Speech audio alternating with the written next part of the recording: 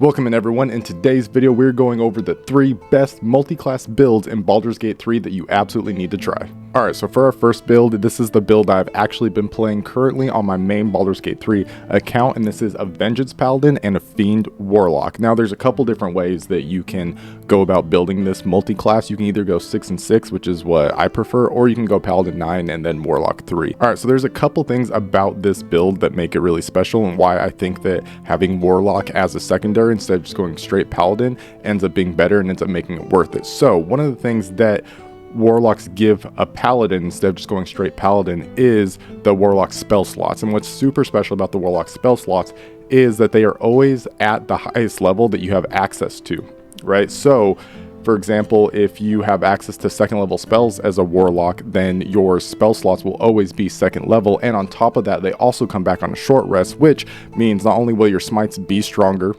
using the Warlock spell slots, but on top of that, you also get them back on a short rest, which means that you can fight a lot longer and you can do more things before having to take a long rest and expending your camping supplies, which is super useful. But another big thing, as most people know in the community, especially for paper D&Ds, Paladins can be quite mad. And if you're not familiar with that term, what it means is multiple attribute dependent. And so for a typical Paladin, they need a high strength, they need a high charisma, and they need a high constitution, right?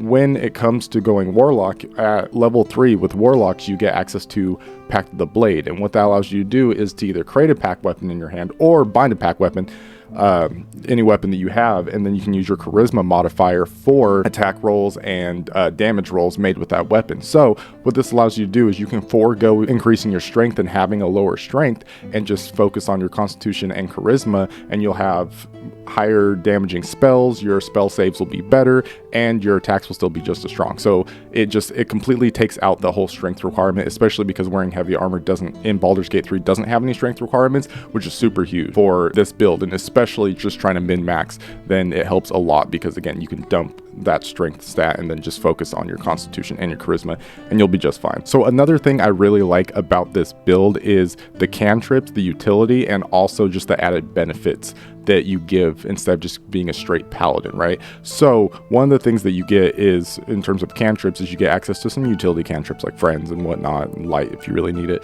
But the main thing is Eldritch Blast, and especially once you get the Agonizing Blast, Eldritch Invocation, then you can add your charisma modifier to it, and as you get higher levels and you get more Eldritch Blast rays, it gives you a really strong range option, probably like one of the strongest in the game, honestly, especially for one that doesn't use like spell slots or any other resource. It's incredibly powerful, and having access to that as a Paladin, having like a good range option is super important, because as a Paladin you typically don't have the best range options and you can't always get into melee range to get your smites off. So you can soften up enemies, or you can pick off enemies from a distance with your Paladin, which makes this infinitely more useful for the Paladin's kit, I think, than just going straight Paladin.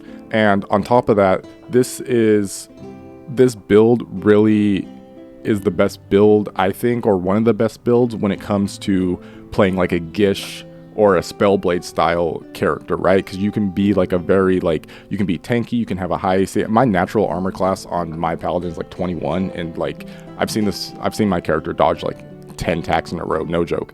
But you get to be in the front lines, doing your damage, doing your smites, having insane Nova nuke potential. But on top of that, you also get the utility from the cantrips and the other Warlock spells.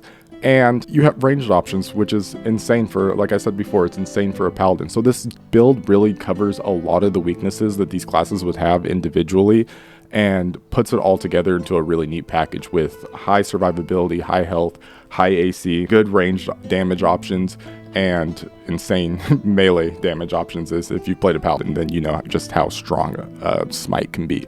So I prefer to play this with the Vengeance Paladin and the Fiend Warlock. I feel like those are the two best. The Fiend Warlock gives you access to things like Fireball, for example, which is another insane nuke ranged option. But also when you kill an enemy, you get some temporary hit points, which can also just help that survivability. And I think that out of all the Warlock subclasses, this one's really the best. And then for Vengeance Paladin, it to me is the best subclass in Paladin for fighting enemies, and it seems to have the most useful tools to help us destroy our enemies, as well as some like the spells and like gaining advantage on all your attacks with one of the channel oath charges that you can use as a Vengeance Paladin is huge, because you definitely don't want to be missing smites. So having a advantage on all your smite hits against an enemy, especially like a big boss, can be super helpful and can be the difference between dying or staying alive. All right, and our next build is one I'm super excited to talk about. Some of you probably know this build or a form of this build from Paper D&D, and this is a Gloomstalker Ranger, an Assassin Rogue, and since we go to level 12, I splash in just 2 levels of Fighter for this.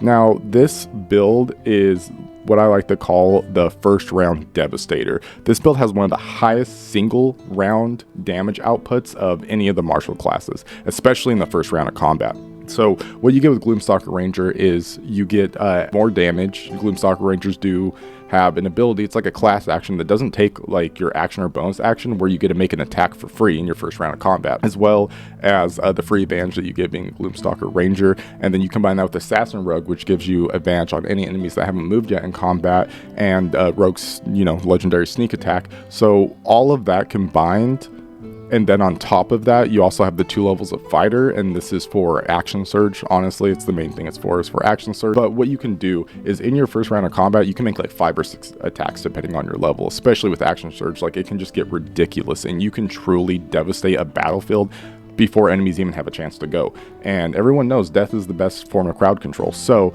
I really like this build because of the fact that like the guaranteed critical sneak attacks that you can get off of this build, as well as just so much damage that you can output, and the bonus that you get from the Gloomstalker Ranger, and having a high dex, because you should be running dex with this build. You can run strength if you want, but dex is a lot better because you really want to go first, so having a higher initiative does help with that.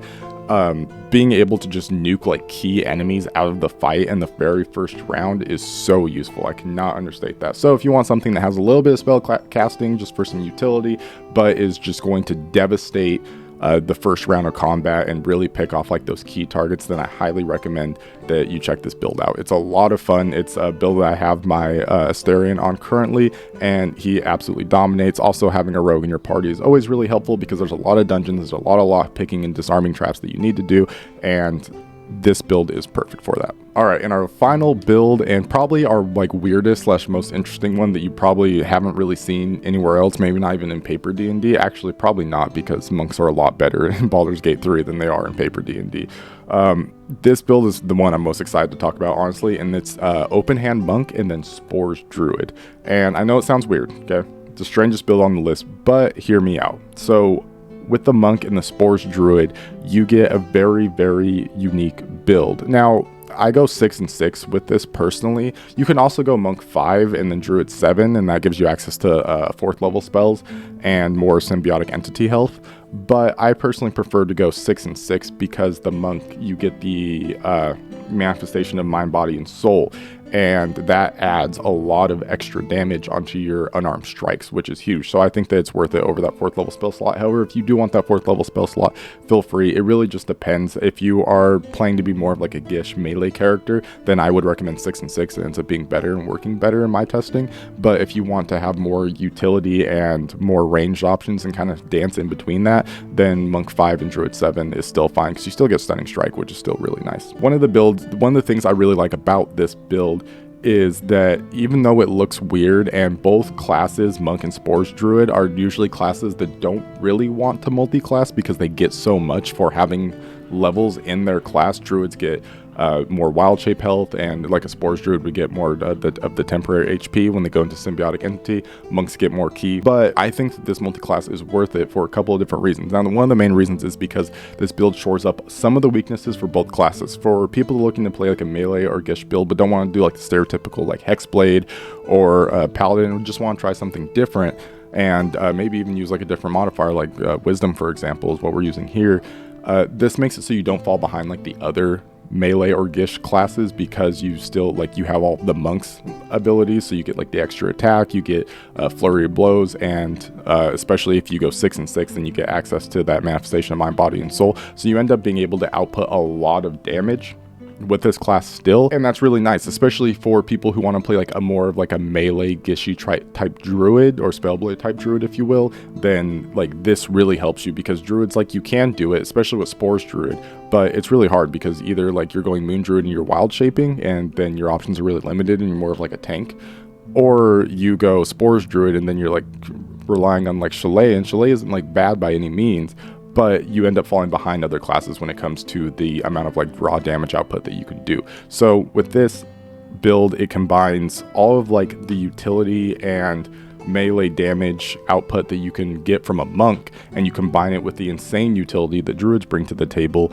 and extra survivability, which is huge because that's one of the monk's problems, is since they have lower hit dice than the other martial classes, they don't have as much survivability as the other martial classes. They can do a lot of things, they have some utility, they can get in and out of combat, but if you want to stay in combat and you want to just stick to a target and beat the ever-living crap out of them, having that symbiotic entity transformation to give you all that temporary HP as well as additional damage is huge, and it allows you to stay in combat longer and have that survivability that we talked about. So one of the things that I also really like about it is that whether you're in ranged or melee combat, you have a lot of options. Druid's spell list is so good, and they have so many great options, especially when it comes to like AoE, crowd control, all of that. So it makes your monk not just have like these single target options for like utility, but it gives them like AoE options as well, not only for the use for the whole party, but for themselves. You can buff yourself, you know, like there's a lot of options that you get. So similar to our first build, the Paladin Warlock build, is the options that you have between ranged and melee open up combat so much, and you never really feel like you're in a position where you can't do much. Like for example, if you're playing a straight fighter and you can't get to your enemies, and you're playing like a battle master, you're like, I can't really do too much, you know what I mean? Like if I can't get in there and hit him with my big greatsword or whatever you want to use, you lose out on a lot of what your class and what your character's bringing to that battle because of that. With this, it doesn't matter. It doesn't matter if you're in melee or ranged combat. Like you can still dominate and decimate a battlefield. So that is the 3 builds that I have for you today. Let me know if you try them out in the comment section below. Let me know any awesome or cool unique builds that you have, and I will see you in the next one.